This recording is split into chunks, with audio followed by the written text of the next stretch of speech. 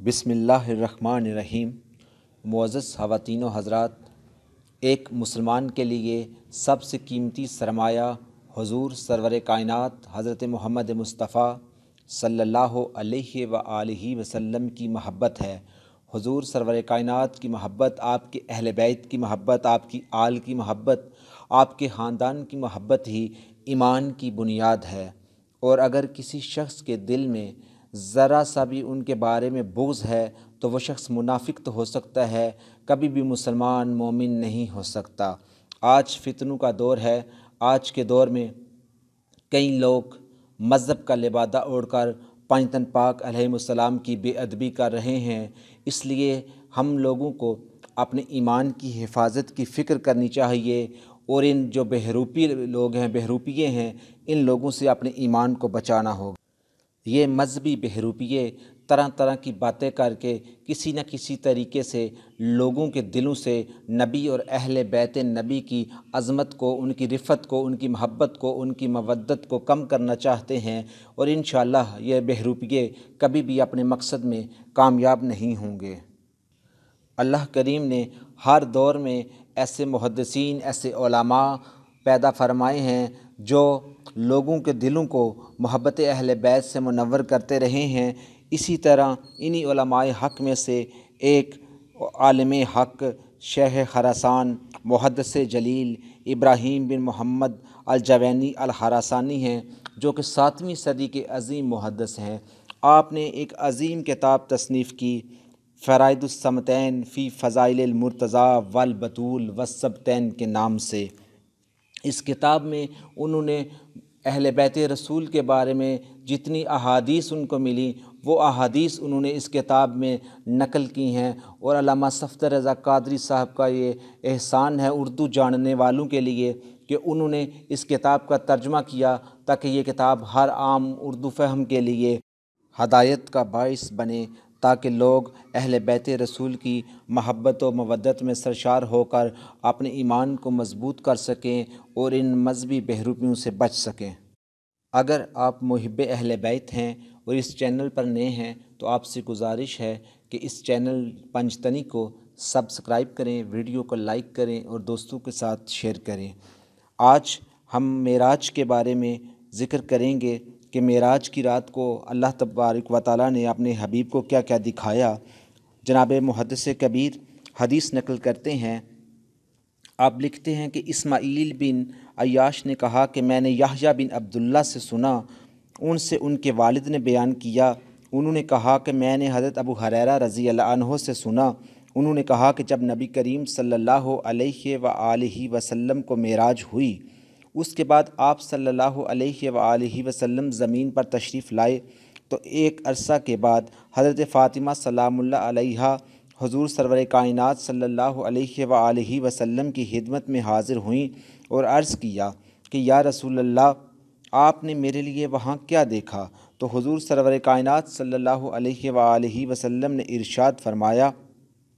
اے فاطمہ، تم نیک عورتوں میں سب سے بہتر ہو اور اہل جنت خواتین کی سردار ہو۔ جناب سیدہ نے عرض کیا، اور علی کے لیے کیا دیکھا؟ تو آپ صلی اللہ علیہ وآلہ وسلم نے ارشاد فرمایا، وہ اہل جنت سے ہے۔ عرض کیا، حسن اور حسین کے لیے کیا دیکھا؟ فرمایا، وہ نوجوانان جنت کے سردار ہیں۔ پھر اس کے بعد مولا علی حضور نبی کریم کے پاس آئے اور عرض کیا کہ وہ کیا ہے جو آپ نے میرے لیے وہاں دیکھا؟ تو حضور صلی اللہ علیہ وآلہ وسلم نے ارشاد فرمایا، میں اور تم حسن اور حسین عرش کے نیچے موتیوں کے ایک قبہ میں ہوں گے، جس کی بنیاد اللہ کی رحمت سے بنی ہے اور اطراف اللہ کے نور سے بنے ہیں، اور قبہ اللہ کے عرش کے نیچے ہے۔ جس طرح ابھی اے علی میں تیرے ساتھ ہوں، تیرے اور اللہ کے درمیان یہ کرامت ہے کہ تو ایک دھیمی سی آواز سنے گا، لوگ پسینے سے شرابور ہوں گے، اور تیرے سر پر نور کا ایک تاج ہوگا جس سے اہل محشر روشنی لیں گے۔ تو 2 حلوں میں، سرخ اور گلابی میں ناز سے چلے گا۔ پھر حضور نے ارشاد فرمایا کہ خلقت و خلقتم من طینۃ واحدہ، کہ میں اور تم ایک ہی طینت سے پیدا ہوئے ہیں۔ اس کے علاوہ آپ ایک روایت حضرت ابو موسیٰ اشعری رضی اللہ عنہ سے روایت کرتے ہیں۔ ان کی روایت ایک لکھتے ہیں، انہوں نے کہا کہ میں نے حضور صلی اللہ علیہ وآلہ وسلم کو یہ فرماتے ہوئے سنا کہ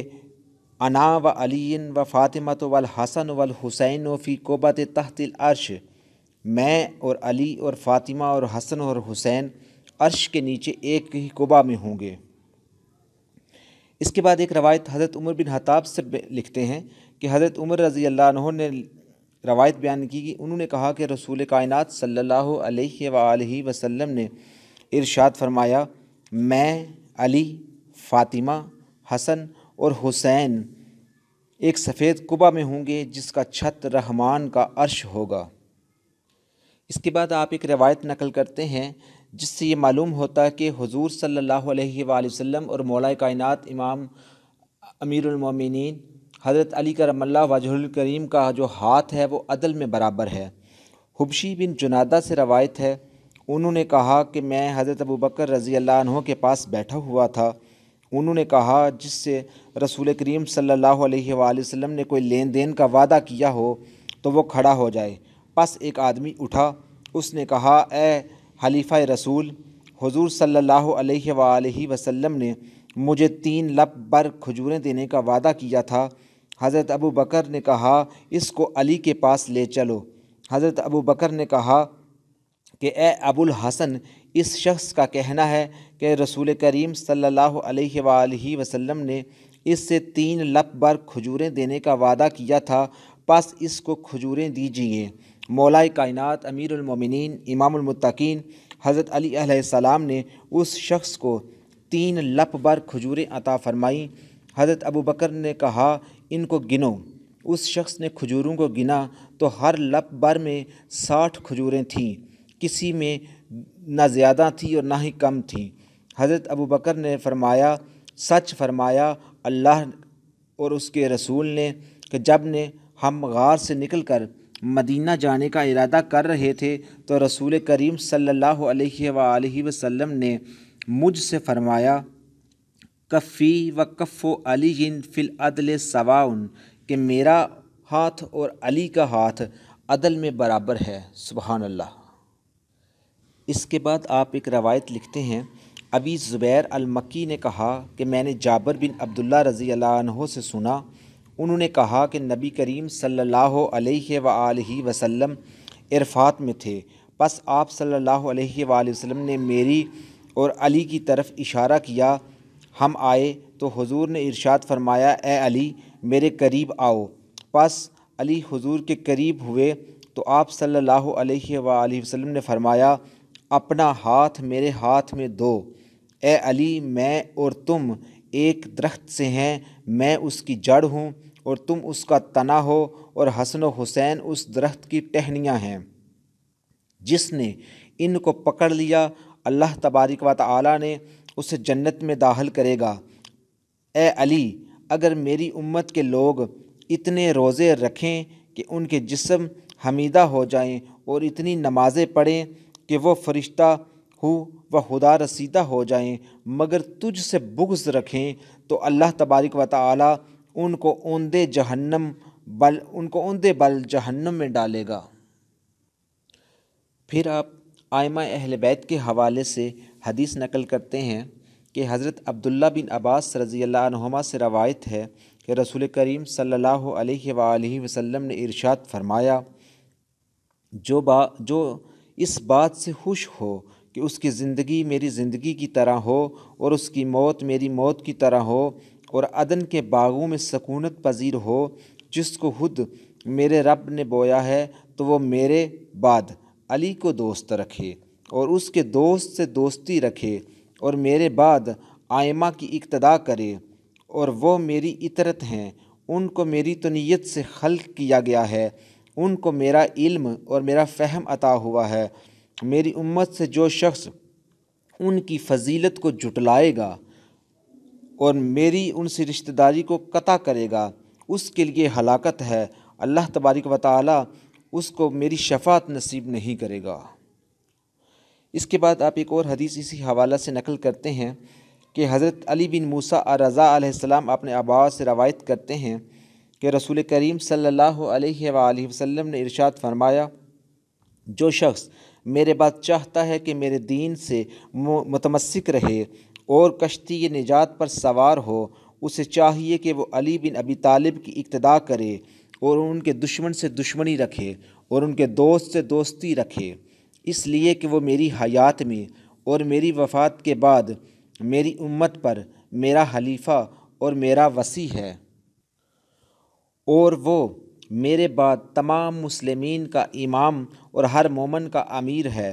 اور اس کا قول میرا قول، اس کا امر میرا امر، اس کی نہی میری نہی، اس کی اتباع میری اتباع، اس کی نصرت میری نصرت، اور اس کی دشمنی میری دشمنی ہے۔ اس کے بعد فرمایا، جو میرے بعد علی سے جدا ہوا، قیامت کے دن وہ مجھے نہیں دیکھے گا اور میں اسے نہیں دیکھوں گا، اور جس نے علی کی مخالفت کی اس پر اللہ تبارک و تعالی نے جنت حرام کر دی ہے اور اس کا ٹھکانہ جہنم بنا دیا گیا ہے، اور جو علی سے علیحدہ ہوا تو قیامت کے دن اللہ اسے علیحدہ کر دے گا، اور جس نے علی کی نصرت کی تو اللہ تبارک و تعالی قیامت کے دن اس کی نصرت کرے گا، اور سوال و جواب کے وقت اس کو اپنی حجت تلقین کرے گا۔ اس کے بعد آپ صلی اللہ علیہ وآلہ وسلم نے فرمایا، حسن اور حسین اپنے باپ کے بعد میری امت کے امام ہیں اور نوجوانان جنت کے سردار ہیں، اور ان کی والدہ عالمین کی خواتین کی سردار ہیں، اور ان کا باپ وصیوں کا سردار ہے، اور حسین کی اولاد سے 9 امام ہیں، اور جو نواں ان میں قائم ہے، اور ان کی اطاعت میری اطاعت ہے اور ان کی نافرمانی میری نافرمانی ہے، ان کے فضل و شرف کا انکار کرنے والوں کی اور میرے بعد ان کی حرمت کو ضائع کرنے والوں کی شکایت میں اللہ کی بارگاہ میں کرتا ہوں، اور میری امت کے ائمہ اور میری اطرت کی مدد و نصرت کے لیے اور میری اطرت کے حق کا انکار کرنے والوں کے لیے اللہ کا انتقام کافی ہے۔